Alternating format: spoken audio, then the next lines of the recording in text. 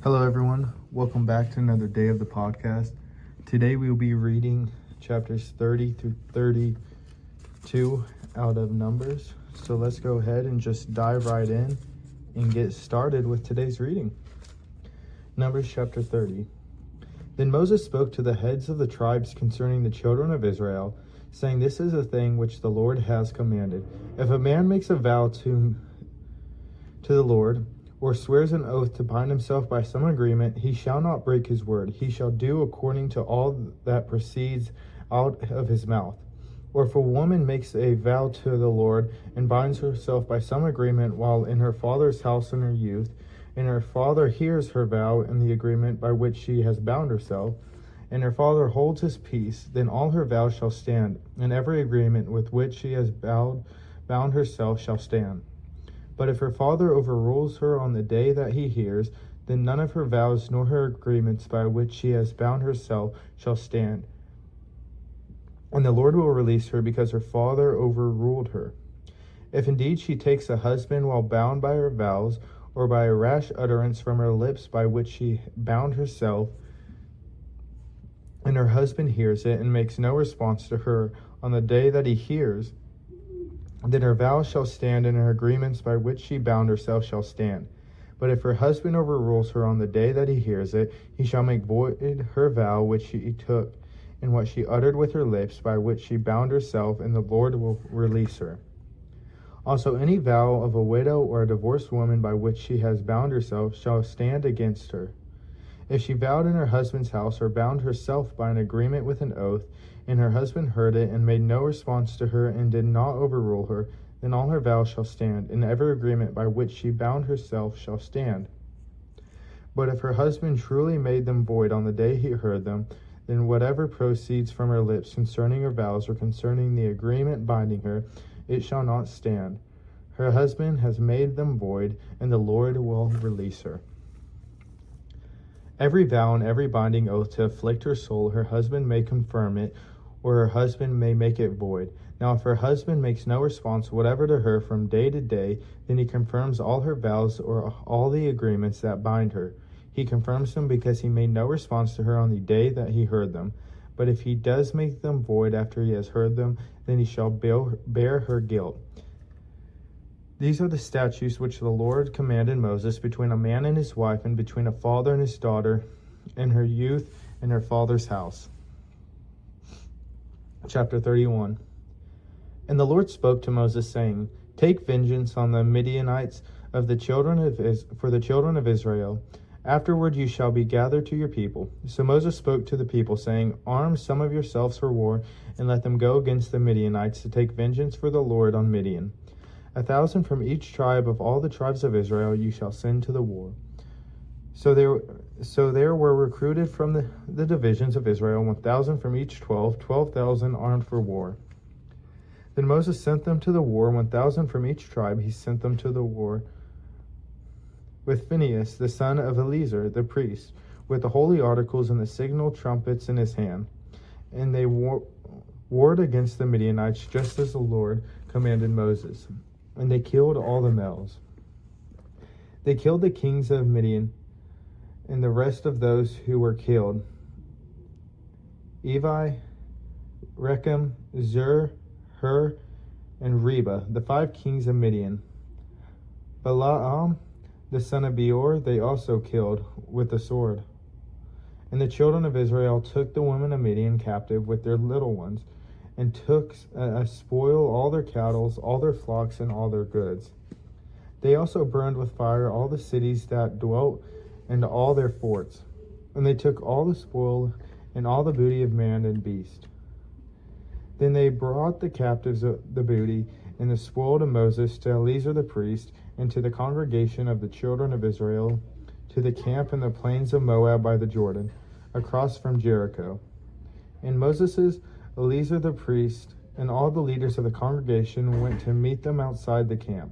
But Moses was angry with the officers of the army, with the captains over thousands and captains over hundreds, who had come from the battle. And Moses said to them, "Have you kept all the women alive? Look, these women caused the children of Israel, through the counsel of Balaam to trespass against the Lord in the incident of Peor, and therefore was a plague among the congregation of the Lord. Now therefore kill every male among the little ones, and kill every woman who has known a man intimately. But keep alive for yourself all the young girls who have not known a man intimately. As for you, remain outside the camp 7 days. Whoever has killed any person and whoever has touched any slain, purifying yourself and your captives on the 3rd day and on the 7th day. Purify every garment, everything made of leather, everything woven of goat's hair, and everything made of wood. Then Eleazar the priest said to the men of war who had gone to the battle, This is the ordinance of the law which the Lord commanded Moses. Only the gold, the silver, the bronze, the iron, the tin, and the lead, everything that can endure fire, you shall put through the fire, and it shall be clean, and shall be purified with the water of purification. But all that cannot endure fire, you shall put through water. And you shall wash your clothes on the 7th day and be clean, and afterward you may come into the camp. Now the Lord spoke to Moses, saying, Count up the plunder that was taken, of man and beast, you and Eleazar the priest and the chief fathers of the congregation, and divide the plunder into 2 parts between those who took part in the war, who went out to battle, and all the congregation. And levy a tribute for the Lord on the men of war who went out to battle, 1 of every 500 of the persons, the cattle, the donkeys, and the sheep. Take it from their half, and give it to Eleazar the priest as a heave offering to the Lord. And from the children of Israel's half you shall take 1 of every 50, drawn from the persons, the cattle, the donkeys, and the sheep, from all the livestock, and give them to the Levites who keep charge of the tabernacle of the Lord. So Moses and Eleazar the priest did as the Lord commanded Moses. The booty remaining from the plunder which the men of war had taken was 675,000 sheep, 72,000 cattle, 61,000 donkeys, and 32,000 persons in all, of women who had not known a man intimately. And the portion for those who had gone out to war, was in number 337,500 sheep, and the Lord's tribute of the sheep was 675. The cattle was 36,000, of which the Lord's tribute was 72. The donkeys were 30,500, of which the Lord's tribute was 61. The persons were 60,000, of which the Lord's tribute was 32 persons. So Moses gave the tribute which was the Lord's heave offering to Eleazar the priest, as the Lord commanded Moses. And from the children of Israel's half which Moses separated from men who fought, now the half belonging to the congregation was 337,500 sheep, 36,000 cattle, 30,500 donkeys, and 16,000 persons. And from the children of Israel's half Moses took 1 of every 50, drawn from man and beast, and gave them to the Levites who kept charge of the tabernacle of the Lord, as the Lord commanded Moses. Then the officers who were over thousands of the army, the captains of thousands and captains of hundreds, came near to Moses, and they said to Moses, Your servants have taken account of the men of war who are under our command, and not a man of us is missing. Therefore we have brought an offering for the Lord, what every man found of ornaments of gold, armlets and bracelets and signets, rings and earrings and necklaces, to make atonement for ourselves before the Lord. So Moses and Eleazar the priests received the gold from them, all the fashion ornaments, and all the gold of the offering that they offered to the Lord from the captains of thousands and captains of hundreds was 16,750 shekels. The men of war had taken spoil, every man for himself. And Moses and Eleazar the priests received the gold from the captains of thousands and of hundreds, and brought it into the tabernacle of meeting as a memorial for the children of Israel before the Lord. Chapter 32. Now the children of Reuben and the children of Gad had a very great multitude of livestock. And when they saw the land Jazer and the land of Gilead, that indeed the region was a place for livestock. The children of Gad and the children of Reuben came and spoke to Moses, to Eleazar the priest, and to the leaders of the congregation, saying, Ataroth, Dibon, Jazer, Nimrah, Heshbon, Elilah, Shabam, Nebo, and Beon. The country which the Lord defeated before the congregation of Israel is a land for livestock, and your servants have livestock. Therefore they said, if we have found favor in your sight, let this land be given to your servants as a possession. Do not take us over the Jordan. And Moses said to the children of Gad and the children of Reuben, shall your brethren go to war while you sit here? Now while you discourage the heart of the children of Israel from going over into the land which the Lord has given them, thus your fathers did when I sent them away from Kadesh Barnea to see the land. For when they went up to the valley of Eshcol, they saw the land. They discouraged the heart of the children of Israel, so that they did not go into the land which the Lord had given them. So the Lord's anger was aroused on that day, and he swore an oath, saying, surely none of the men who came up from Egypt from 20 years old and above shall see the land of which I swore to Abraham, Isaac, and Jacob, because they have not wholly followed me, except Caleb the son of Jephunneh the Kenizzite, and Joshua the son of Nun, for they have wholly followed the Lord.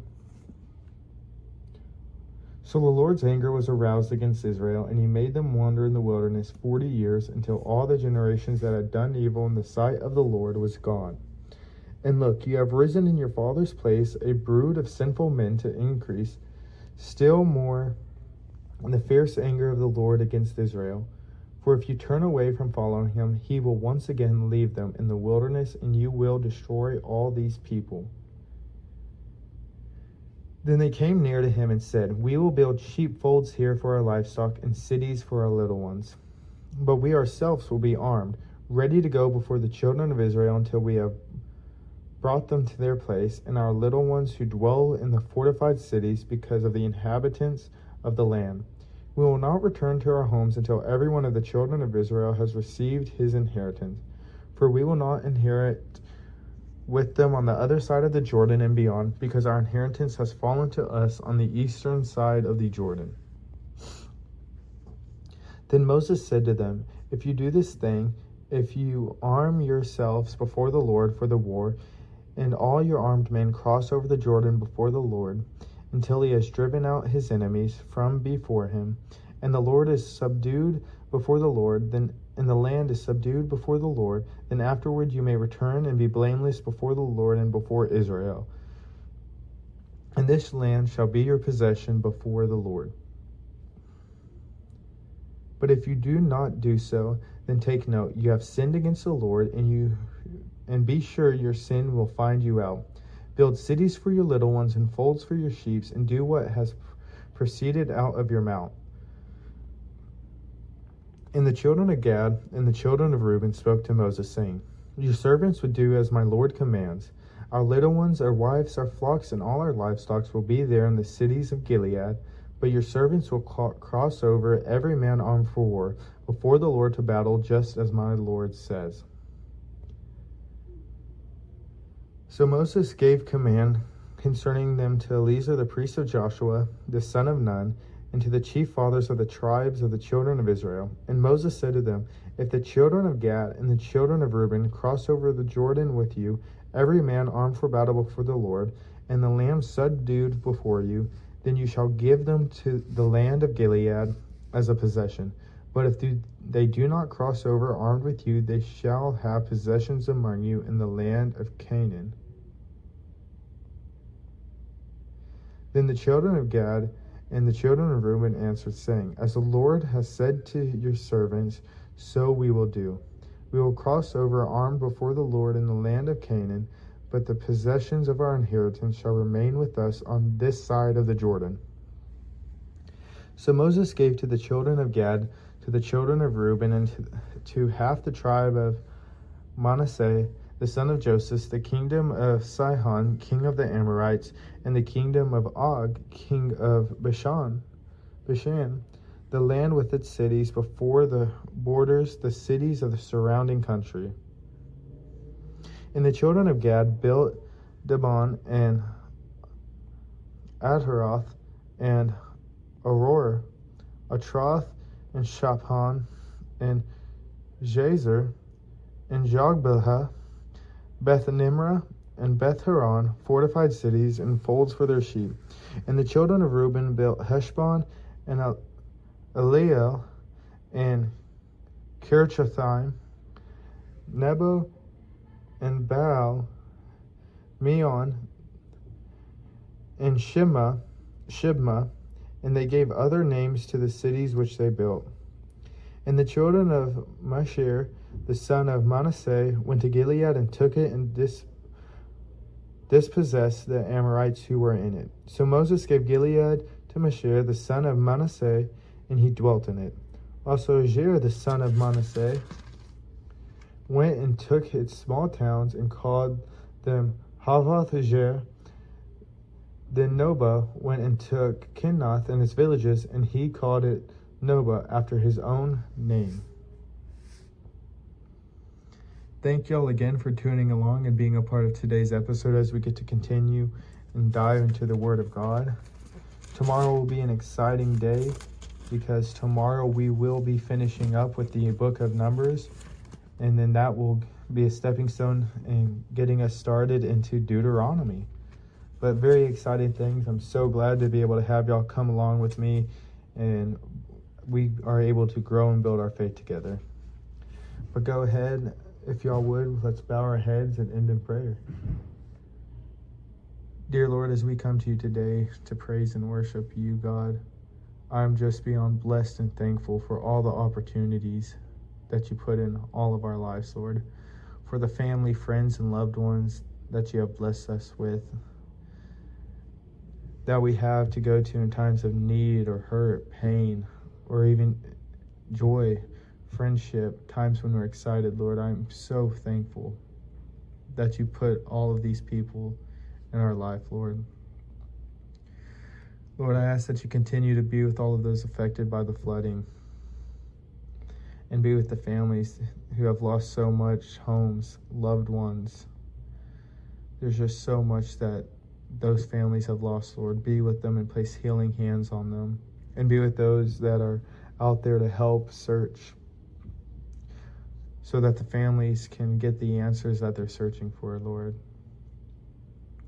I also ask that for everyone that's out there that is struggling, fighting with their own anxiety, maybe stress, depression, whatever the battle they're fighting with, Lord, that you give them the answers that they need to overcome them. And you give them the strength to turn to you and to worship you, so that they can use your word and your strength and your love to overcome those obstacles, Lord. I also ask, as we finish up this weekend, that you give us opportunities to tell those who we love them, Lord, how much we care about them and how appreciative we are that you have blessed them to be in our lives, and that how blessed we are that we are able to be in theirs, Lord. As well as you give us plenty and an abundance of opportunities to spread our faith and to spread your love and our love with those around us, Lord. And it's in your name we pray. Amen. Thank you all again for tuning along to today's episode, and I will see y'all tomorrow as we finish up Numbers.